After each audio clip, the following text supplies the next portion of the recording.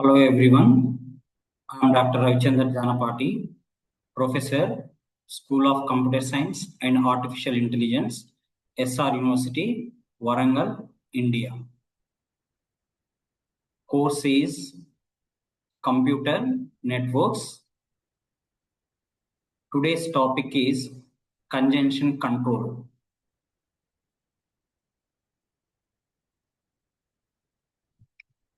In today's lecture, we will discuss congestion control. So first of all, what is meant by congestion? Congestion means when the load on the network, if it is greater than the capacity of the network, that is called as congestion. The load on the network, if it is greater than the capacity of the network, that is called as congestion. Now, how we have to control the congestion? Congestion control means after congestion occurred, what are the measures we are going to take? That is called congestion control. Now, congestion avoidance means, so this is the precaution or pre-measurements. So that is called congestion avoidance.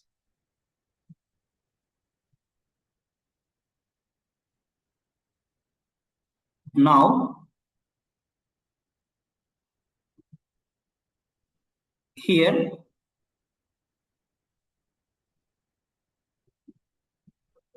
the congestion control is concerned with efficiently using a network at a high load. It is concerned with efficiently using network at a high speed. So there are several techniques can be employed in this congestion control. There are several techniques can be employed. These include warning bit, choke packet, load shedding, random early discard,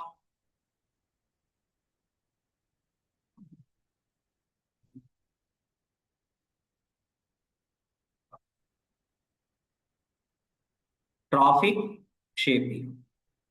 So these are the congestion control techniques. So in this warning bit, choke packets, load shedding, these are detection techniques. These are detection techniques. Now, random early discard, traffic shaping is congestion avoidance technique. In this, the first three, warning bit, choke packets, load shedding, these deal with the congestion detection. And random early discard, traffic shaping, these deal with the congestion avoidance.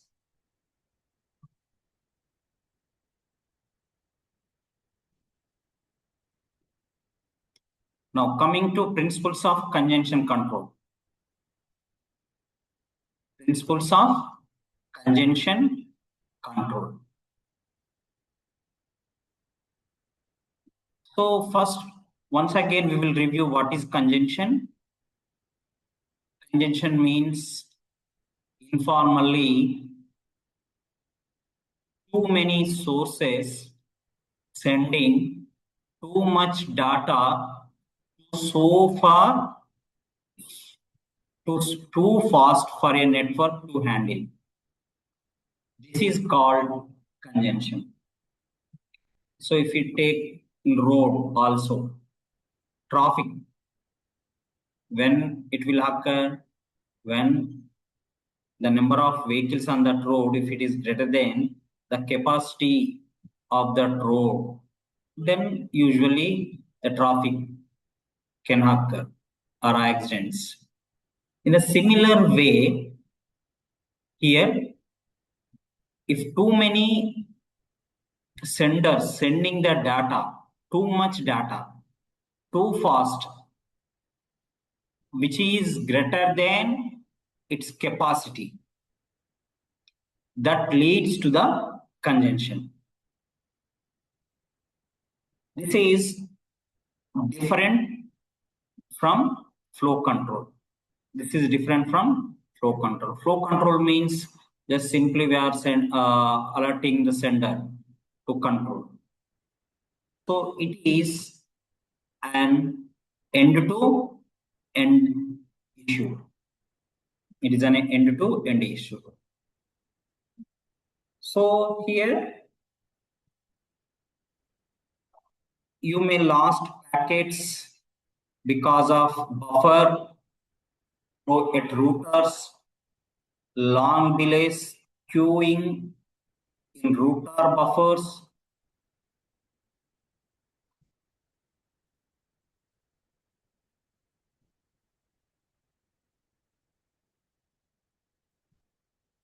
Now, causes of congestion. Coming to causes of congestion. Two senders, two receivers. There are two senders, two receivers. The two senders will be host A, host B. Here we have two receivers. One router which consists of infinite buffers. We have one router with infinite buffers. No retransmission. No retransmission. Then this is regarding congestion. Now here we have two senders, two receivers. If this particular sender, if it is sending the data with faster than the network can handle, then that leads to the congestion.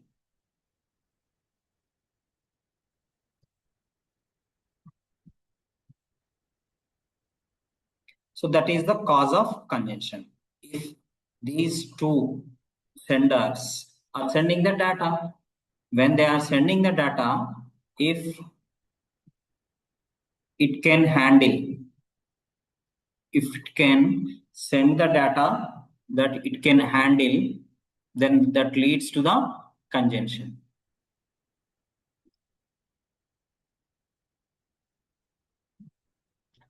Now coming to approaches towards congestion control. Approaches towards congestion control. There are different approaches towards congestion control. There are two broad approaches toward congestion control. One is end-to-end congestion control. Another one is network assisted congestion control. One is end-to-end congestion control. Another one is network assisted congestion control. So in end-to-end congestion control, no explicit feedback from network. There is no explicit feedback from network. Congestion inferred from end system observed loss and delay, and approach taken by TCP. Approach taken by TCP. And coming to network assisted congestion control. Routers provide feedback to end systems. Single bit indicating congestion. Explicit rare sender should send it. So these are the two different approaches in congestion control. One is end-to-end congestion control. Another one is network-assisted congestion control. In end-to-end congestion control, no explicit feedback from network is required. So we don't require any explicit feedback from the network. Congestion inferred from end system observed loss and delay. After any loss of packet and after observing delay, this congestion can be inferred. Now, approach taken by TCP. Coming to network assisted congestion control. Network assisted congestion control. Routers provide feedback to end systems. Routers provide feedback to end systems. Single bit indicating congestion, SNA ATM. Explicit rate sender should send it. So these are the two broad approaches in congestion control.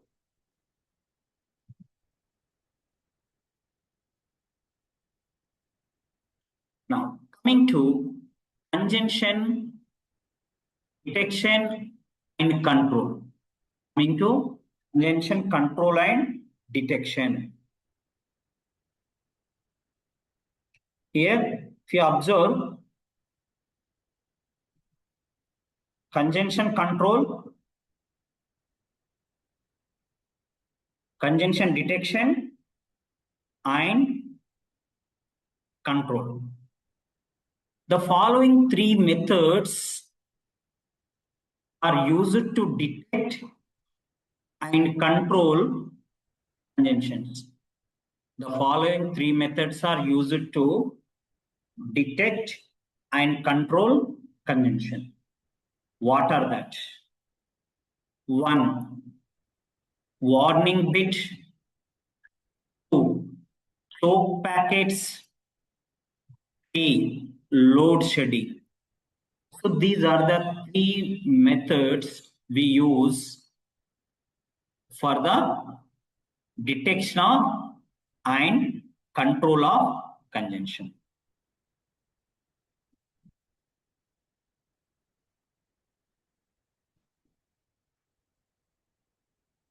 First, we will discuss warning bit. First, we will discuss warning bit. Special bit in the packet header is set by the router to warn the source when the congestion is detected. A special bit in the packet header is set by the router to warn the source when congestion is detected. So that is warning bit. So which can be embedded in the packet. Next one, the bit is copied and piggybacked on the acknowledgement and sent to the sender. Whether any congestion occurred, this bit acts like an acknowledgement and sent to the sender. The sender monitors the number of acknowledgement packets receives with warning bit set and adjusts its transmission rate accordingly. The sender monitors the number of acknowledgement packets it receives with the warning bit set and adjusts its transmission rate accordingly.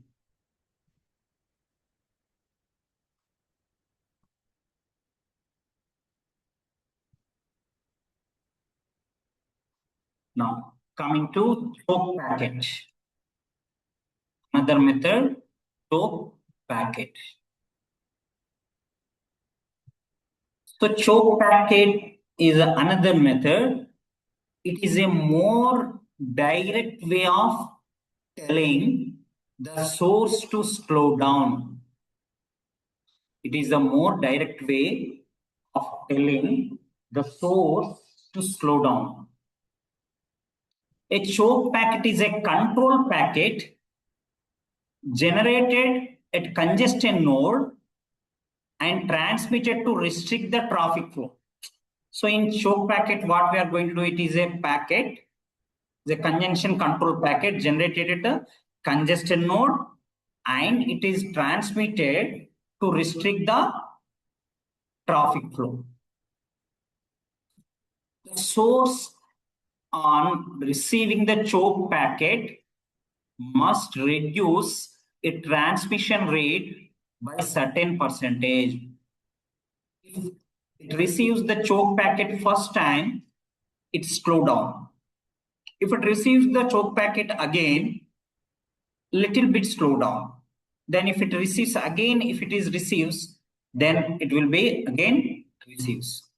So this thing.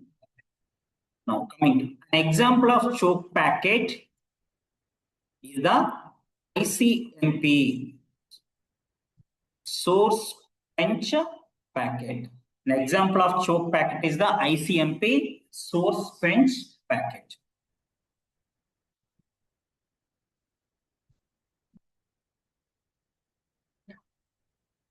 Now coming to load shedding.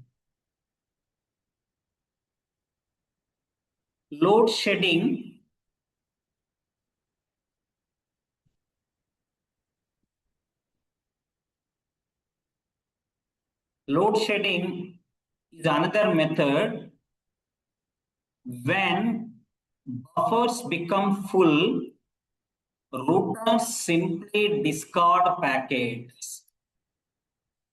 When buffers become full, routers simply discard packets. This will happen in load shedding. Which packet is chosen to be the victim depends on the application and on the error strategy used in the data link layer. Which packet is chosen, that is the victim packet, that depends on the application and on the error strategy used in the data link layer. For a file transfer, example, for a file transfer, you should not discard older packets since this will cause a gap in the received data. So when you are continuously sending the data, you should not discard the older package. So that means the present packet only there is a chance. Why? Because that will create a gap in the received data. Now for real-time voice or video, it is probably better to throw away old data and keep new packets. So for real-time voice or video, it is better to throw away old data and keep new packets. For real-time voice or video, it is better to throw away old data and keep new packets.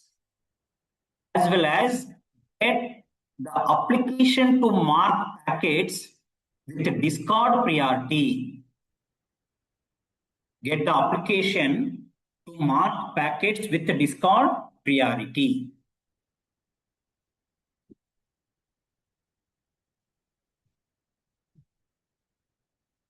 Now, coming to the next topic, that is congestion avoidance. Congestion avoidance. There are two following methods are used to avoid the congestions. There are two following methods are used to avoid the congestion. One, random early discard method. Two, traffic shaping. These are the two methods to avoid the congestion. This one is random early discard, traffic shaping. These are the congestion avoidance methods. These are the congestion avoidance.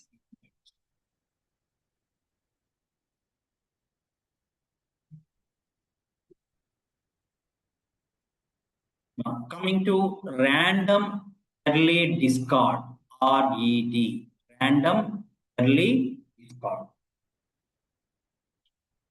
This is a proactive approach in which the router discards one or more packets before the buffer becomes completely full.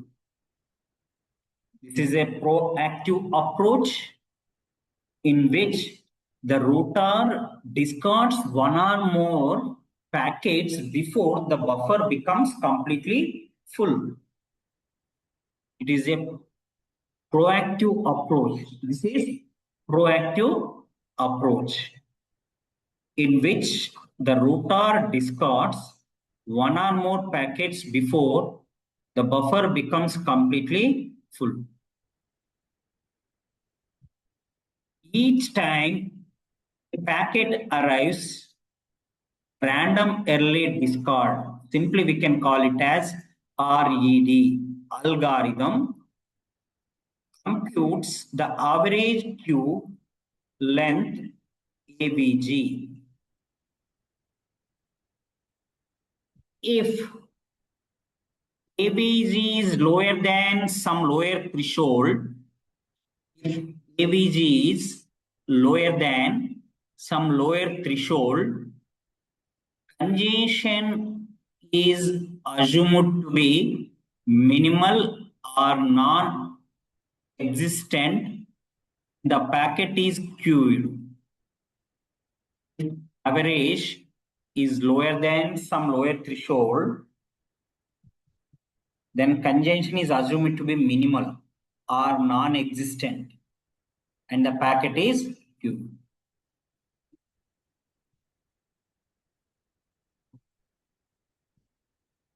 If in another case, if average is greater than some upper threshold, is another condition. If average is greater than upper threshold, then congestion is assumed to be serious and the packet is discarded. If average is greater than some upper threshold, the congestion is assumed to be serious and the packet is discarded. Now, if average between two thresholds, this might indicate the onset of congestion. What we can call it as onset of congestion. Then the probability of congestion will be calculated. The probability of the congestion is calculated.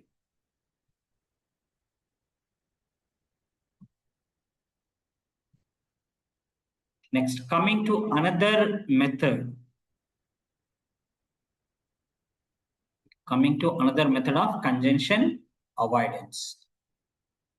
So another method of congestion avoidance is traffic shaping, or simply we can call it as shape.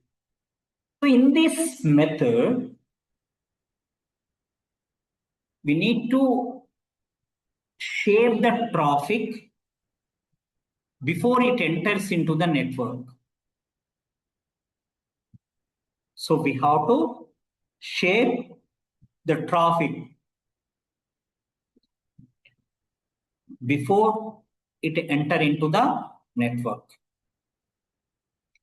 Then traffic shaping controls the rate at which packets are sent, not just how many. It is used in ATM and integrated service network. It is used in ATM and integrated service as network. Traffic shaping controls the rate at which packets are sent, not just how many. It is used in ATM and integrated services networks.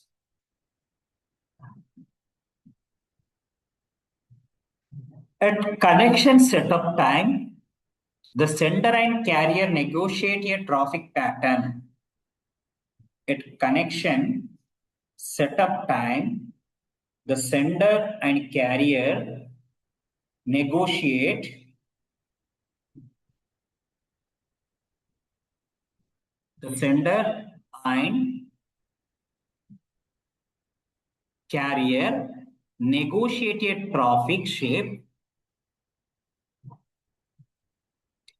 at connection setup time.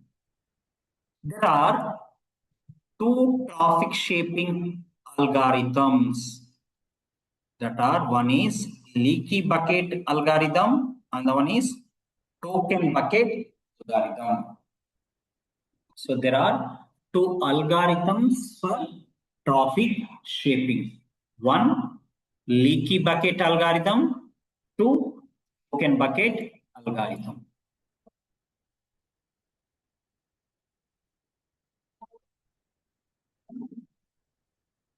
First, leaky bucket algorithm. Leaky bucket algorithm, it is used to control rate in a network. It is used to control rate in a network. It is implemented as single server queue with constant service time.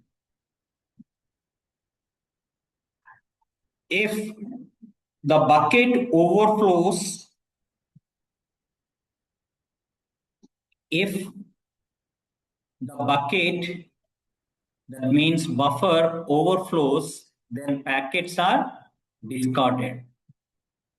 The leaky bucket algorithm is used to control rate in a network. It is implemented as a single server queue with constant service rate. If the buffer overflows, then packets are discarded.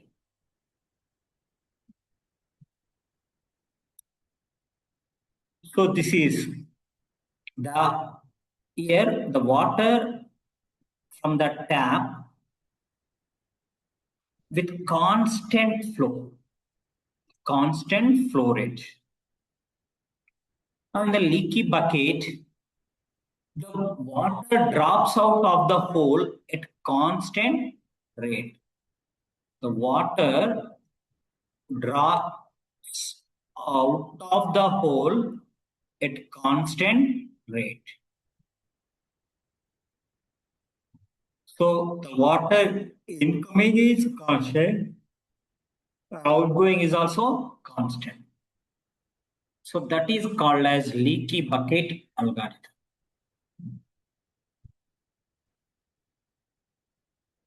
So we need to regulate the flow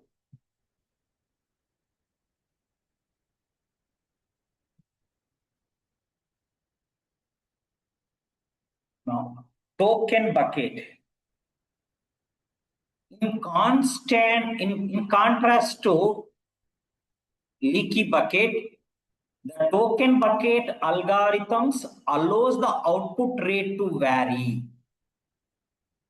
which depends on the size of the burst. With the token bucket algorithm, the bucket holds the tokens. To transmit a packet, the host must capture and destroy one token. So tokens are generated by clock at the rate of 1 token for every second. Tokens are generated by clock at a rate of 1 token for every second. Ideal hosts can capture and save up tokens. So this is the leak token bucket algorithm. So we have tokens. So in this class, we have discussed, or in this lecture, we have discussed what is meant by congestion, what are the different avoidance detection techniques, what are the different avoidance techniques, then how to handle congestion. That we have discussed in this lecture. Thank you, everyone.